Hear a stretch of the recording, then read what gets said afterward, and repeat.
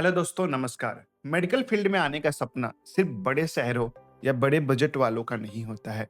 अगर आप कम समय और कम फीस में एक ऐसा जॉब चाहते हैं जो आप सीधा गांव के कस्बों से जुड़ा हो, लोगों की सेवा करने से जुड़ा हो, आप लोगों की सेवा करना चाहते हैं और खासकर हमारी बहनों के लिए ये कोर्स बहुत ही ज़्यादा बेहतरीन होने वाला है।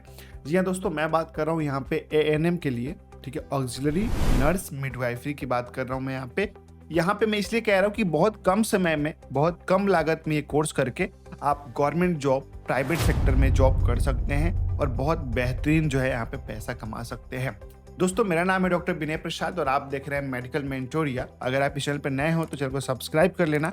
आज की इस वीडियो में हम आपको एएनएम कोर्स की पूरी सच्चाई बताने वाले हैं कि ये कोर्स क्या है, 12th में कितने मार्क्स चाहिए एडमिशन के लिए, कैसे मिलेगा इसमें एडमिशन, कैसे होगी सरकारी नौकरी इसके बाद और कितनी सैलरी तक मिलती है। सब कुछ पॉइंट टू पॉइंट समझेंगे। तो चलिए समझते हैं इस कोर्स के बारे में। ठीक है, इसमें हम लोग कवर करेंगे अबाउट एएनएम कोर्स के ड्यूरेशन, कितने समय का होता है, एज, किस उम्र के लोग यहाँ पे एडमिशन ले सकते हैं, क्या मेल भी कर सकते हैं या सिर्फ फीमेल ही कर सकते हैं इस कोर्स को, सभी चीज़ों को समझेंगे। फिर एडमिशन का प्रोसेस, कैसे आपका एडमिशन होगा, कौन सी कॉलेजेस में आपका एडमिशन होगा, प्राइवेट में कैसे होगा, क्या गवर्नमेंट कॉलेजेस होती हैं और होती हैं तो उसमें कितना पैसा लगता है। ठीक है, उसके बाद प्राइवेट कॉलेजेस में कितना फीस लग जाता है, इन सभी चीज़ों पर हम लोग कवर करेंगे। उसके बाद कैरियर स्कोप एंड सैलरी, भैया क्या कैरियर स्कोप है, एएनएम अगर करने के बाद कहाँ पे नौकरी लगेगी, कितना पैसा मिलेगा, सभी चीज़ों को हम लोग यहाँ पे कवर करने वाले हैं। सबसे पहले मैं आपको यहाँ पे बता दूं, इस कोर्स की थोड़ी बहुत ओवरव्यूज के बारे में हम लोग जान लेते हैं। देखिए, full form auxiliary nurse midwifery है। ठीक है, कोर्स लेवल या डिप्लोमा लेवल का एक कोर्स होता है। ठीक है, क्या होता है भैया, डिप्लोमा लेवल का एक कोर्स होता है जो कि 2 साल का यहाँ पे ड्यूरेशन होता है। 1.5 साल का आपका एकेडमिक होता है और 6 मंथ का आपका इंटर्नशिप प्रोग्राम होता है। टोटल 2 साल का आपका कोर्स हो गया।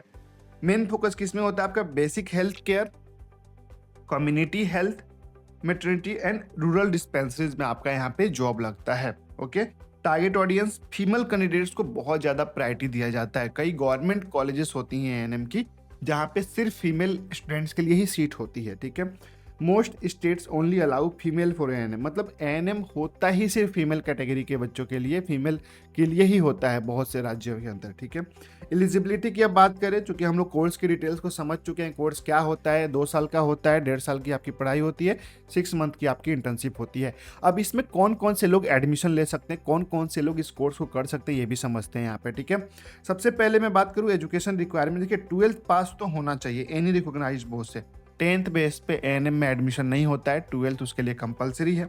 ठीक है, चाहे आप आर्ट्स से हो, चाहे कॉमर्स से स्टूडेंट हो, और साइंस तो मतलब है तो हो ही सकता है, डेफिनेटली आप मेडिकल फील्ड में जाने वाले हो। ठीक है, तो किसी भी स्ट्रीम से आपका एडमिशन हो जाएगा।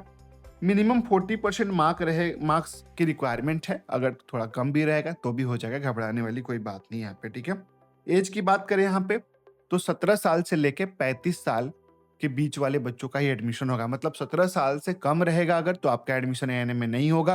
35 ईयर से मैक्सिमम है तो भी आप एएनएम कोर्स नहीं कर सकते। ठीक है, इस बात का आप लोग ख्याल रखें। ये मिनिमम और मैक्सिमम हो गया।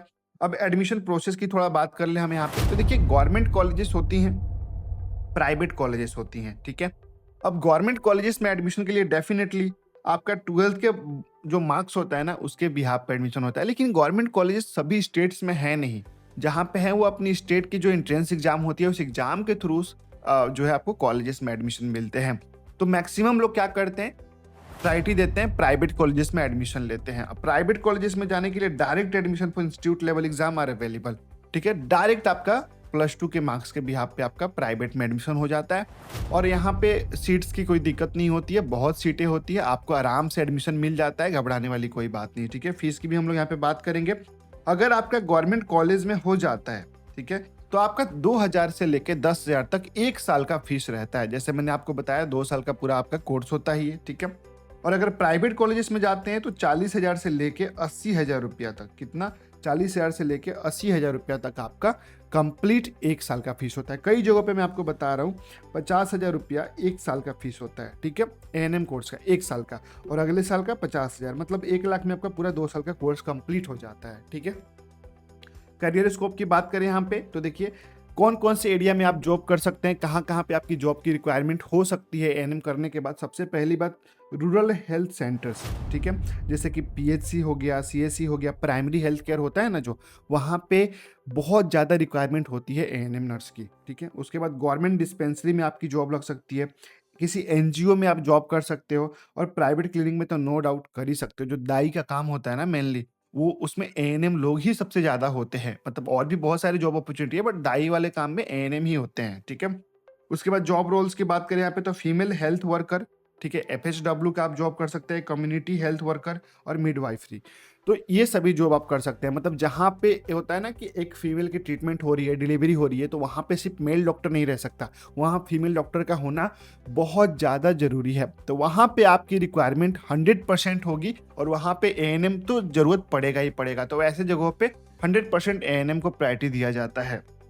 गवर्नमेंट सैलरी की बात करें, अगर आपका गवर्नमेंट वैकेंसी में परमानेंट जॉब लग जाता है किसी भी स्टेट में, तो आराम से 25 टू 30,000 35,000 पर मंथ रहता है, ठीक है? जैसे जैसे पुराने होते जाते हैं आपकी सैलरी और ज़्यादा बढ़ती जाती है, बट मैक्सिमम यही 30-35 तक जाता है, उससे ऊपर एएनएम की सैलरी नहीं जाती है। स्टार्टिंग 25 से नहीं होती है, स्टार्टिंग आपका 15-16 हज़ार से ही होता है, उससे ऊपर नहीं जाता है, ठीक है? आफ्टर क्लियरिंग गवर्नमेंट वैकेंसीज, मतलब गवर्नमेंट वैकेंसी अगर आएगा तो जाहिर सी बात है उसका जॉब होगा, जॉब देना पड़ेगा, तब जाके आप एएनएम करके गवर्नमेंट जॉब में आप जा सकते हैं। तो दोस्तों ये थी एएनएम कोर्स की पूरी डिटेल। देखिए कई बार जानकारी के अभाव होने की वजह से स्टूडेंट्स गलत कॉलेज में एडमिशन ले लेते हैं, जहां उनकी डिग्री की कोई वैल्यू ही नहीं मिलती। और दोस्तों मैं और मेरी पूरी टीम हमेशा कोशिश करते हैं कि आपको एक सही रास्ता दिखाएं। अगर आपके मन में एडमिशन को लेकर कोई भी कंफ्यूजन है, कॉलेज सिलेक्शन को लेकर थोड़ा सा भी डाउट है, तो परेशान होने की जरूरत नहीं है। आप इस स्क्रीन पे जो नंबर दिख रहा होगा, आप इस नंबर पे आप डायरेक्ट हमसे संपर्क कर सकते हैं। और अगर दोस्तों वीडियो पसंद आई हो तो लाइक करिए, चैनल को सब्सक्राइब करिए, और जो भी चाहते हैं कि एएनएम आपके साथ करे उनको शेयर भी कर सकते हैं। मिलते हैं फिर नेक्स्ट वीडियो में। जय हिंद।